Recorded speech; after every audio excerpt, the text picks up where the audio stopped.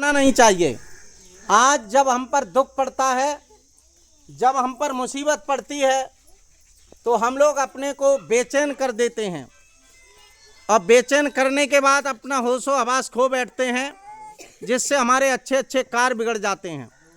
मेरे भाइयों, मैं आपसे पुनः एक बार निवेदन करता हूं कि आप जीवन में दुख के समय पर हिम्मत मत हारना। मैं आपको अपने बारे में इसलिए बता चुका हूं कि मैंने क्या क्या नहीं सहा और क्या क्या नहीं देखा है, लेकिन मैं हिम्मत आज तक नहीं कभी हारा हूं। और जो व्यक्ति हिम्मत नहीं हारता, तो लोग कहते हैं कि हिम्मत बंदे तो मदद खुदा, कहा जाता है ना। अगर आपके अंदर हिम्मत है तो आपकी हमेशा मदद होगी, आप हौसला बढ़ता रहेगा। मुझे पूछोगे तो बचपन से लेके आज तक कभी खुशी ही महसूस नहीं की। इसमें हमारे कुछ रिश्तेदार भी बैठे हैं, मेरा जीवन जानते हैं। सच बात यह है, बचपन में पिताजी एक्सपायर किए, मजदूरी से जीवन बनाया, 34 साल में शादी की, एक बच्चा हुआ, पत्नी एक्सपायर हो गई, उसके बाद माँ एक्सपायर हो गई। तो जीवन बड़ा विचित्र है, लेकिन मैं आज तक हिम्मत नहीं आ रहा हूँ। शायद आप महसूस भी करते होंगे। चूँकि मैं जब इन बातों को सोचता हूँ, तो जब मैं शांति पाठ में जाता हूँ तो देखता हूँ कि घर में करोड़ों की संपत्ति भरी है और एक लड़का है, माँ बाप ने डांट दिया, उसने भी फांसी लगा ली। मैं उसका शांति पाठ जब करने गया तो मेरा अंदर से कलेजा रो गया कि संपत्ति क्या क्या होगा। आप लोग ये जानते हैं कि ये संपत्ति, पैसा बहुत कुछ है, लेकिन पैसा सब कुछ। इसलिए चोरी डकैती लूट से पैसा इकट्ठा नहीं करना है। पैसा होना चाहिए, बगैर पैसे के आपको सम्मान नहीं मिलेगा, ये बिल्कुल सही बात है। आपको इज्जत आपके कर्म से और पैसे से मिलती है, होना चाहिए पैसा जीवन अच्छा होने के लिए। लेकिन ऐसा नहीं होना चाहिए कि हम दूसरे के दिल को दुखी करके पैसा करते हैं, इकट्ठा करते हैं, तो वो पैसा हमारे किसी काम का नहीं है। आपके घर में करोड़ों की माया भरी हो और आपको शुगर हो जाए, बीपी हो जाए, क्या आप कुछ खा सकते हैं? मुंह पर ताला लगा रहेगा। इसलिए संत कहते हैं, प्रथम सुख जो निर्मल, पहला शरीर सुख अगर है तो वो शरीर का है। इसलिए सुबह उठ के जो लोग शहर में रहते हैं, थोड़ा योग प्राणायाम करिए, मेरी तरह फिट रहिए। लोग कहते हैं साहब गैस बनती है, बीपी होता है। अरे ये भी कोई मर्जें होती हैं, ये तुम्हारी लापरवाही का परिणाम है। गैस कोई मर्ज नहीं होती है, बीपी कोई मर्ज नहीं होती है, ये सब आपकी लापरवाही, आलस्य का परिणाम होता है, जिससे आपको ये बीमारियां होती हैं। मैं भी भुक्तभोगी हूं इसका। मेरे भाइयों, मेरा आपसे निवेदन है, मैं आपको एक तरीका बता के जा रहा हूं। जीवन आपको सुखी रखना है तो एक मेरी 2 बातें याद करके जाना, आधी बीमारी आपकी ठीक हो जाएगी। जीवन में इतने भाई बहन बैठे हो, आपसे मैं एक बात पूछ रहा हूं। शाम को खाना खाने के बाद, शाम को जब आप लोग सोते हैं तो किस करवट सोना चाहिए? किस करवट सोना चाहिए? बाईं साइड। क्यों सोना चाहिए? देखिए, मैं कुछ चीज़ें जो आप नहीं जानते हैं, क्योंकि मैंने उन चीज़ों को कुछ जाना है, थोड़ा बहुत समझा है, इसलिए बता रहा हूँ। शरीर में 2 तरह की हवा जाती है। लोग इलाहाबाद संगम नहाने जाते हैं, लेकिन संतों ने कहा इस संगम को नहाने से कभी कुछ भी नहीं होगा, आप शरीर का संगम नहाइए। शरीर में 2 तरह की हवा जाती है। ये जो नाक के 2 स्वर हैं, इनसे 2 तरह की हवा जाती है, ठंडी और गर्म। पूरा जो आयुर्वेदिक होता है वो 3 चीज़ पर चलता है, वात, पित्त और कफ पर। अगर आपके शरीर में वात बढ़ गई है तो शरीर में टूटन, जोड़ों में दर्द इत्यादि सब कुछ होगा। थोड़ा पित्त बढ़ा लीजिए तो आप ठीक हो जाओगे। अगर आपके पित्त बढ़ गया है तो आपके पैरों में जलन होगी, आपका दिमाग ठीक काम नहीं करेगा, आप एक बार सोचेंगे घंटों याद आती रहेगी, आपके बाल झड़ना शुरू हो जाएंगे, हाथ पैर में जलन पड़ेगी, ये पित्त के लक्षण हैं। तो आपको फिर बात बढ़ानी पड़ेगी शरीर में। वो कैसे बढ़ाओगे? शरीर को मैं थोड़ा मेरी तरफ देखना। ये नाक के 2 स्वर हैं, ये डेरा स्वर है और ये सीधा स्वर है। जो डेरा स्वर है इसे इड़ा कहते हैं, सीधे स्वर को पिंगड़ा कहते हैं। इसे चंद्र कहते हैं, सीधे स्वर को सूर कहते हैं।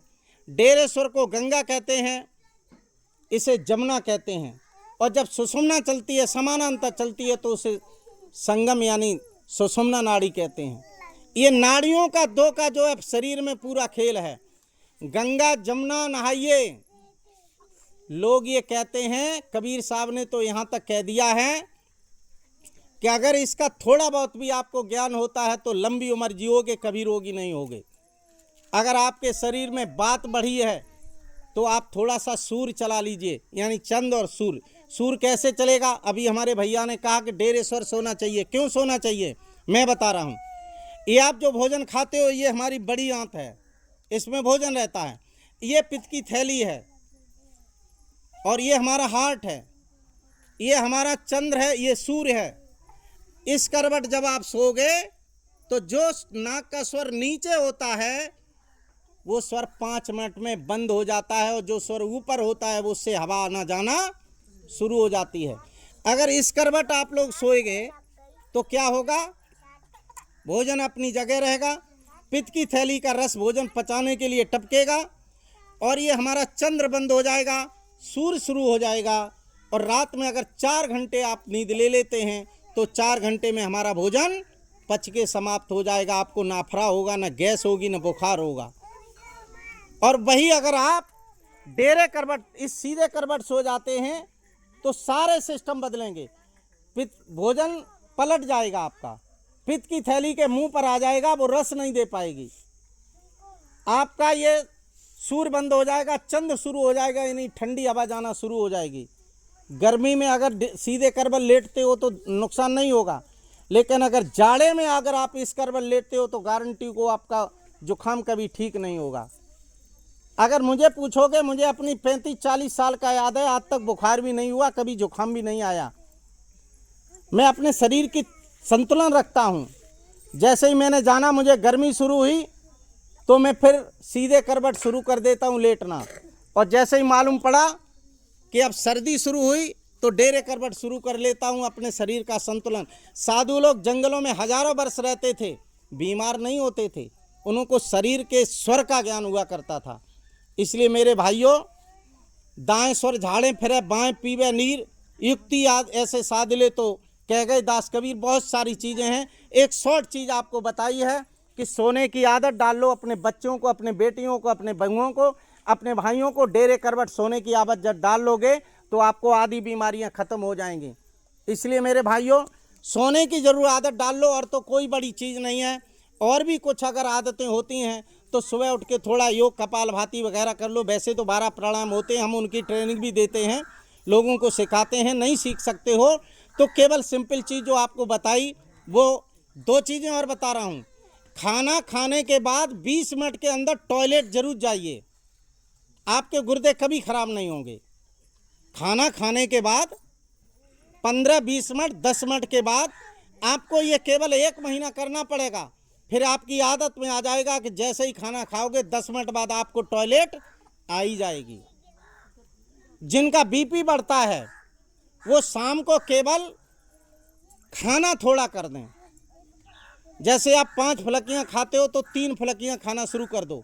शरीर का एक सिस्टम है, जैसे 100% होता है तो 50% भोजन से भरा जाता है, 25% पानी से भरा जाता है, और जो 25% खाली होता है वो किससे भरा रहता है? हवा से। आपको बीपी नहीं बनेगा। अगर आपको संजा को 6 फुलकियाँ ठांसे के ऊपर रहे तो 2 बजे बीपी बढ़ो ही मिली है, बचिए नहीं। आधा भोजन करिए, सोने से पहले 1 गिलास पानी जरूर पीजिए। कभी दवा खाने की जरूरत नहीं पड़ेगी, बीपी नहीं बढ़ेगा। ये छोटी बातें हैं, अगर इनको अपना लिया ना तो आपका जीवन एकदम मेरी तरह फिट रहेगा। मुझे कोई रोग नहीं है, मैं आपके सामने खड़ा हूँ, 60 साल का हूँ, पूरा एकदम फिट हूँ। 30 साल वाली एनर्जी है, और आपके अंदर भी इतनी ही रहेगी अगर आप ये रहते हैं। अब मैं 2 बातें और आपके बीच में करता हूँ। एक ये मैंने आपको जो ठीक करने का वीडियो बनाया है, 10 मिनट का बन गया है। मैं इसको शाम को भाई कुमारपाल जी का फ़ोटो लगाऊंगा, और आप सबका बढ़िया फ़ोटो लगा करके। ये अपना हमारा SK शिरोमणि वन चैनल है, 2 चैनल हैं, एक SK शिरोमणि और एक SK शिरोमणि वन। मैं दोनों चैनलों पर ये कार्यक्रम डालता हूँ। तो आप लोग जो हैं आपका बढ़िया सा फ़ोटो भी मैं बना ले रहा हूँ सबका, और इस पर डालूँगा। और जब मैं यूट्यूब पर डाल दूँगा आप 1000 वर्ष के लिए अमर हो जाओगे आप सभी। पूछिए कैसे, कि जब तक ये यूट्यूब चलेगा तब तक आपका ये फ़ोटो कभी ना कभी देखा जाता रहेगा। तो ये आप लोग ज़रूर देखना। हालांकि मैं किताब एक लाया हूँ, वो बांटने के लिए आपको अभी बांटूंगा। उसमें मेरा नंबर लिखा है और यूट्यूब चैनल भी लिखा है। तो SK शिरोमणि मेरा चैनल है, SK शिरोमणि और SK शिरोमणि 1। तो ये जो वीडियो बनाया है मैं SK शिरोमणि 1 पर डालूंगा, आप लोग शाम को देख सकेंगे। मैं अभी जाके इसको अपलोड कर दूंगा, आप लोग ज़रूर इसको देखना और चैनल को सब्सक्राइब करना।